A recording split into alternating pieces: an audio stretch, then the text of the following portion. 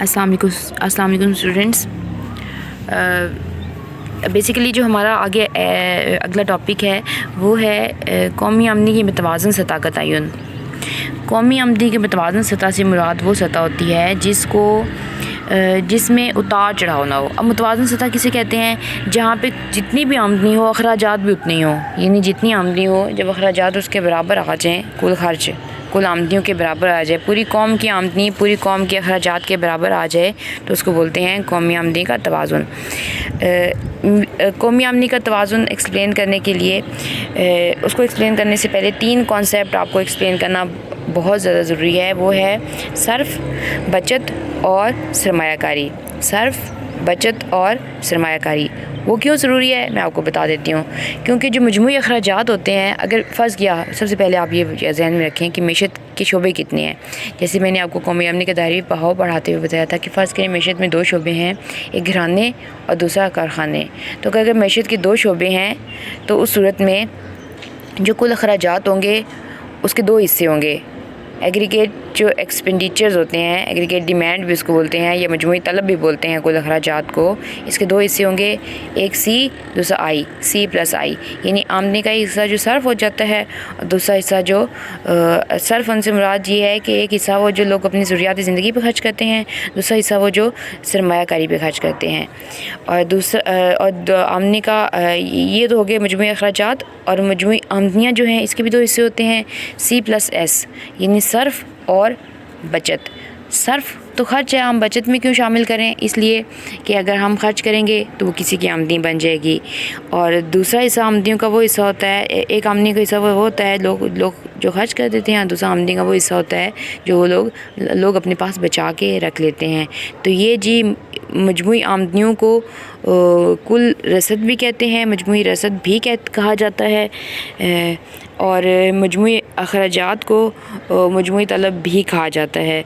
तो इसमें basically 3 concept बहुत इम्पॉर्टेंट है आमदनी के अलावा, आमदनी के कॉन्सेप्ट के अलावा, वो है सर्फ, बचत और सरमायाकारी।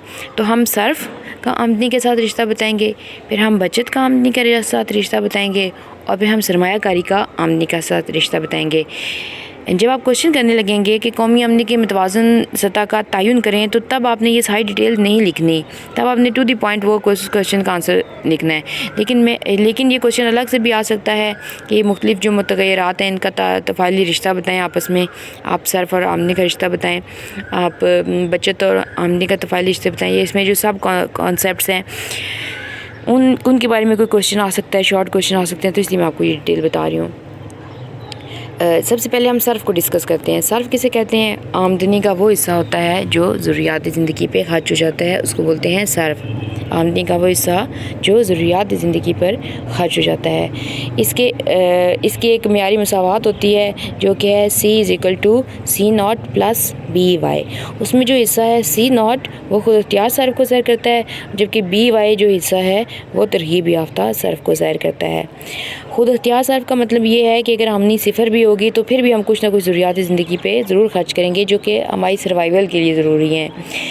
और तरगीब याफ्ता सर्फ का मतलब होता है कि जब आमदनी बढ़ेगी तो हम सर्फ बढ़ा देंगे और जब आमदनी कम होगी तो हम सर्फ को कम कर देंगे। अब ये जो तरगीब याफ्ता हिस्सा है BY में जो B है उसको बोलते हैं MPC, यानी मुख्ततम मिलाने सर्फ। अच्छा चलिए पहले मैं आपको बता दूं कि सर्फ के मिलाने सर्फ के बेसिकली मज़ीद 2 कॉन्सेप्ट इसके कॉन्सेप्ट हैं। एक है जी औसत मिलाने सर्फ, दूसरा है मुख्ततम मिलाने सर्फ। औसत मिलाने सर्फ का मतलब है कि आप सर्फ को आमदनी के साथ डिवाइड कर दें, यानी कि आमदनी के ख़ास म्यार पे लोग कितना खर्च करते हैं उनकी बाहमी निस्बत। APC is a relationship between total consumption and total income in a given time period। औसत मिलान सर्फ किसी ख़ास अरसे वक्त में सर्फ और आमदनी के बाहमी ताल्लुक़ या रिश्ते को कहा जाता है। C is function of Y। APC average propensity to consume = C/Y। सर्फ को और आमदनी के साथ डिवाइड करें। इसके आप न्यूमेरिकल एग्जांपल भी कोई दे सकते हैं। मिसाल के तौर पर कि किसी की आमदनी 5,000 है, उसमें से 4,000 वो खर्च कर देता है, तो 4,000 डिवाइड बाई 5,000 आप उसका रेशियो निकाल लें तो वो होगा APC। दूसरा है मुख्ततम मिलान सर्फ। दूसरा कॉन्सेप्ट, आमदनी में तब्दीली से सर्फ में जिस निस्बत की शरह से तब्दीली आती है उसको बोलते हैं मुख्ततम मिलान Surf. MPC measures the the incremental change in consumption due to given change in income। Delta C over delta Y जो है ये है MPC, delta C over delta Y. यानी कि किसी की आमदनी 5,000 से बढ़कर 6,000 हो जाती है और सर्फ जो है 4,000 से बढ़कर कितना हो जाता है, फ़र्ज़ करें 4600 हो जाता है, तो फिर आप चेंज कितना है इनकम में 1000 का और चेंज कितना है कंजम्पशन में 600 का। तो आप 600 को आपने डिवाइड करना है 1000 से, तो जो रेशो निकलेगा 0.6 वो होगा MPC, मुख्तता मिलाने सर्फ। और मुख्तता मिलान सर्फ के बारे में आपको बताऊं मैं कि इसकी जो वैल्यू होती है वो ग्रेटर दैन 1 होती है लेकिन ग्रेटर दैन 0 होती है लेकिन लेस दैन 1 होती है। ग्रेटर दैन 0 का मतलब होता है कि वैल्यू हमेशा पॉजिटिव होती है और लेस दैन 1 का मतलब होता है ग्रेटर दैन 0 का मतलब ये होता है कि जब आमदनी बढ़ती है तो लोग खर्च ज़रूर बढ़ाते हैं। पॉजिटिव रिश्ते को ज़ाहिर कर रहा है ना ये। लेस दैन 1 का मतलब होता है कि जब आमदनी बढ़ती है तो खर्च बढ़ता है लेकिन उतना नहीं बढ़ता जितनी आमदनी बढ़ी है। देखिए मैंने अभी आपको एग्जांपल दी कि आमदनी कितनी बढ़ी है 1000 रुपये की, सर्फ कितना बढ़ा है 600 का। तो कभी भी लॉर्ड केन्स ने जो कॉन्सेप्ट पेश किया है कंजम्पशन फंक्शन का, तफ़ाइल सर्फ का, उसमें उसने MPC की वैल्यू यानी मुख्तता मिलान सर्फ को हमेशा लेस दैन 1 ही रखा है। नॉर्मली होता भी यही है कि जब हमारी आमदनियाँ बढ़ती हैं कि हम सारी की सारी खर्च नहीं करते बल्कि कुछ ना कुछ बचा लेते हैं उसमें से, इसलिए MPC कभी भी 1 नहीं होता। 1 होने का मतलब ये है कि जितना बड़ी आमदनी वो सारी की सारी खर्च हो गई है। अब है जी तफ़ाइल बचत सेविंग। आमदनी और बचत का जो बचत कहते हैं आमदनी का वो हिस्सा जो खर्च उनसे बच जाता है वो बचत है, और तफ़ाइल बचत है कि आमदनी और बचत का रिश्ता बाहमी, आमदनी और बचत का रिश्ता, यानी कि आमदनी बढ़ेगी तो बचत बढ़ जाएगी, आमदनी कम होगी तो बचत कम होगी। तो आमदनी में से देखिए कंजम्पशन माइनस की है, बाकी सेविंग है।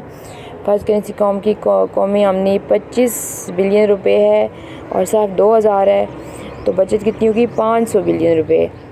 ठीक है, बचत का इंसान 2 चीज़ों पर होता है बेसिकली, बचत करने की क़ुव्वत और इरादा। क़ुव्वत यानी कि आपके पास इतना होश इस्तात कि आप चाहते भी हैं बचत करना और बचत कर भी सकें, ये ना हो कि अखराजात इतने ज़्यादा हों कि उसमें से बचत भी ना कर सकें। बचत करने की क़ुव्वत का इन्हिसार जो है आमदनी, अखराजात, निज़ाम बैंकारी, महसूलात के निज़ाम वगैरह पर है, और इसके इरादे का इन्हिसार सरमायाकारी, मुस्तकबिल की फ़िक्र, यानी आप सोच क्या रहे हैं कि इस मकसद के लिए आप बचाना चाहते हैं, शरह सूद, औलाद की तालीम व तरबियत और अमन व अमान वगैरह। अगर इसमें से कुछ समझ आए तो आप डिटेल में मुझसे पूछ सकते हैं। अच्छा, उसके बाद बचत आमदनी का तकसीरी तफ़ाइल होता है। इसकी भी मज़ीद 2 कॉन्सेप्ट आगे, ओस मिलाने बचत, मुफ्त मिलाने बचत। आमदनी की एक ख़ास मेयार के ऊपर लोग जितना बचाते हैं उन दोनों का बाहमी जो रिश्ता है, तनासुब है, वो ओस मिलाने बचत कहलाता है।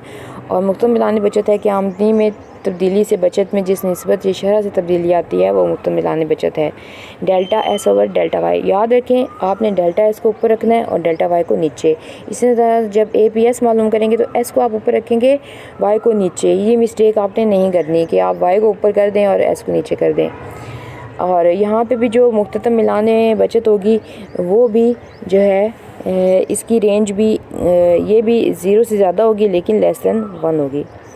तफ़ाइल सरमायाकारी कहते हैं आमतौर पर किसी भी पैदावारी सरगर्मी में रुपये पैसे लगाने को सरमायाकारी कहते हैं। लेकिन लफ्ज़ पैदावारी सरगर्मी यानी कि ऐसी एक्टिविटी, ऐसी जगह पे पैसा लगाना जहाँ से मुस्तकबिल में आमदनी मिलती रहे, उसको बोलते हैं पैदावारी सरगर्मी, उसको सरमायाकारी बोलते हैं। मिसाल के तौर पर घर ख़रीद कर किराए पे लगा देना, गाड़ी ख़रीद कर टैक्सी पे लगा देना, ये सब जो है वो सरमायाकारी है।